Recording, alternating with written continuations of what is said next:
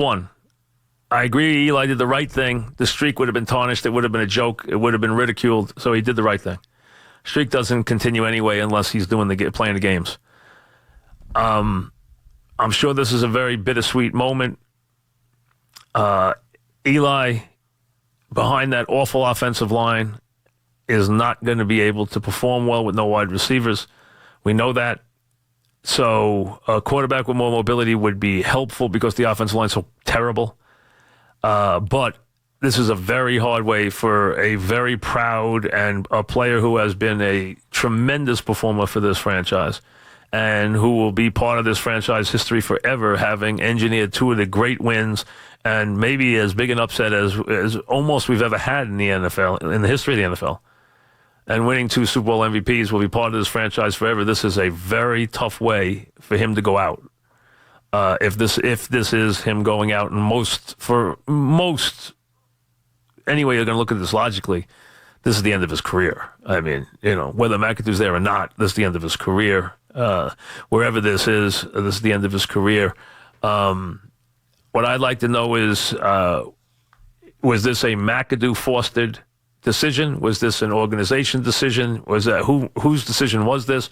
Was this just the coach's decision? I'd like to hear that. I don't think we'll ever find that out. But I'm sure this, although he handled himself with dignity and class, it has to be a very tough day for Eli Manning to go out this year in a year that was supposed to, what they hoped would be a year that they'd have a run.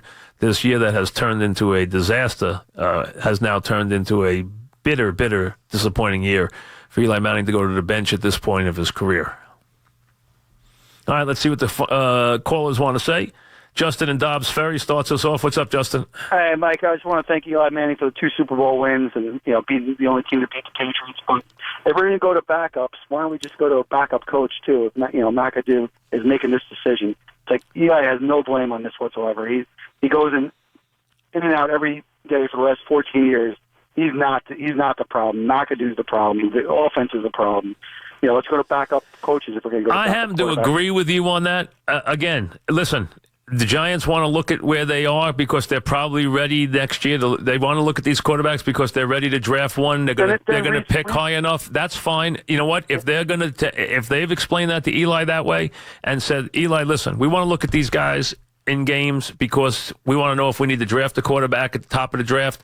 That we're going to have an opportunity this year with our record, so be it. Okay? It also makes it easier for them to drop these games rather than win these games, which right now we know it doesn't hurt them. Okay, from that standpoint, you're going to jostle quarterbacks. It's going to not that you have a great chance to win these games anyway, but it's going to make it easier for you to lose the games when you're playing multiple quarterbacks, especially behind an offensive line that's a sieve with no wide receivers. You're going to put quarterbacks who have little, not as much ability and no experience behind a bad offensive line with a little running game and no wide receivers. What are you going to expect? But the Giants, if they're going to draft a quarterback, are going to move on from Eli anyway. Eli's not done playing. He'll hold his head high. I think you'll see him in the league again. But he's going to have to live through this very bitter moment. And listen, as a proud player, it's a very tough way. It's very tough to go out that way. Everyone wants to, as someone who's getting ready to leave, everyone always wants to meticulously craft their exit. I mean, everyone does. And to not be able to do that after what he's accomplished has got to be bitter for him. Absolutely bitter. But he's a gentleman, and he's going to handle it the right way because that's who he is. Pat Woodbridge, what's up, Pat? Hey, how are you, Mike? What's happening? To say I'm disgusted right now would be putting it mildly. For a man that has done so much for this organization for 14 years, day in and day out, done the right thing, day in and day out, has been there, has showed up, has answered the questions through good times, through bad times, through mediocre times, and then this slick-haired rat face comes in, and this is the smack in the face that this guy goes and delivers, a man that has held himself to the highest class in the NFL his entire career and as a New York Giant, and this is how he's going to go out. This is completely and utterly embarrassing as a Giants fan. And if this coach is still here by the end of the year, I will greatly, greatly be really let down by the ownership of the New York Giants, probably for the first time in a very long time. Pat, what I believe is going to be a very strong sentiment. This is going to be, and I said this to myself 2 seconds ago, I said this is going to turn into a very pro-Eli Manning thing because, listen, now all the love for Eli Manning is going to come out. Because now all the people who supported him and never knocked him are going to come running out now to support him. Because he's been your quarterback. He's been the face of the franchise. He's never taken a bad step. He's been an athlete you could be proud of. He's an athlete you could talk to your kids about. He's won 2 Super Bowls for you. He's been very good in the postseason. He's beaten great quarterbacks in great spots. He's beaten the Patriots twice. The things he's done now are going to be accentuated. This is going to turn very pro-Eli very quickly. There's no question that's going to happen. But that's the way it happens. Has Eli played well this year? No. Is the reason why the team? To me, absolutely. Can Eli still play? Absolutely, I think he can still play. I think he can still make every throw. I think he can go down and run a team. I think he could win with a team. So I think all that's true. And we'll let next year prove that somewhere else. But this team right now, it's a very tough thing to do with his streak, to do this to him. I understand what the Giants are doing. Maybe the Giants will be... See, the Giants can either treat this like he's being benched, or they can treat it like, listen, we need to do something here constructive for the franchise to look at these guys. That's why this is not an indictment of Eli. They haven't said that. That's what needs to be said if you want to say the right thing about Eli. If you don't feel that way, though, and it's a benching, then say it's a benching.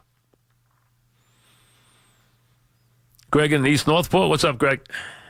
Michael, we've spoken about a lot of things, and I hope to speak to you again before you go off the air. Right. Today, I'm a lifelong Giant fan.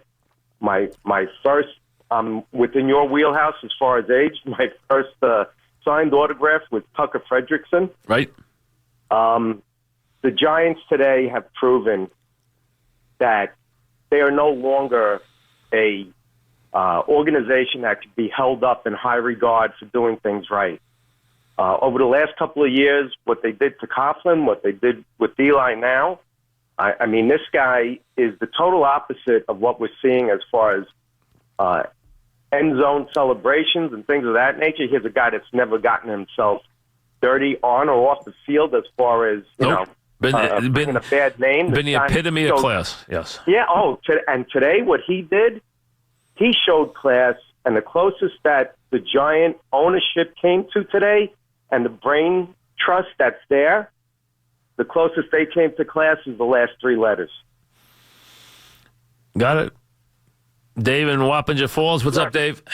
Trust that. Yes, I'm here. Yeah, Dave, go ahead. What's up? Hey, how you doing? I'm Good. calling in regards to Eli. Yeah, go ahead. This is a tragic. I mean, I've been a Giants fan all my life, man, and to make this guy go out like that, that's utterly ridiculous. And like the other gentleman said, if the ownership doesn't do anything about this Coach McAdoo, then I'm going to be very upset, and I don't think I'll even support the Giants anymore due to the fact this guy won you 2 Super Bowls. He beat the best team in the NFL, and to make him go out like this, and then you're going to put in Geno Smith. Geno Smith was let go for a reason from the Jets because Geno Smith can't throw a ball. The guy shouldn't even be in the NFL right now. You're talking about a Hall of Famer here, played since 2004. I mean, this guy McAdoo should have been fired after the games we lost. I mean, and he lost control of the locker room.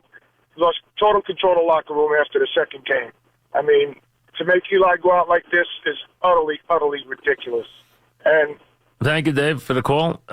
Folks, I could have called this one a mile away because these are the people you never hear from who now are going to be furious, and you're going to hear the Eli fans who have been there and been fans of this guy and have had his back and been there for him all these years. This guy's been their quarterback, remember, since 2004.